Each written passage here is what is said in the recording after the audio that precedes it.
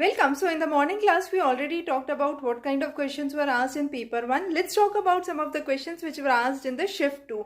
Now, the questions in the shift 2 were a pretty different questions. There were questions pertaining to andragogy in teaching section.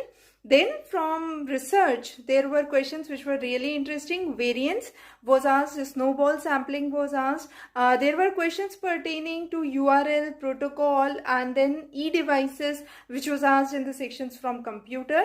Then in communication, half duplex, walkie-talkie were some of the basic questions. In education, Macaulay minutes, NCTE were some of the important questions which were asked. Now note, in the first shift, the full form was asked for AICTE, and this time it was NCTE.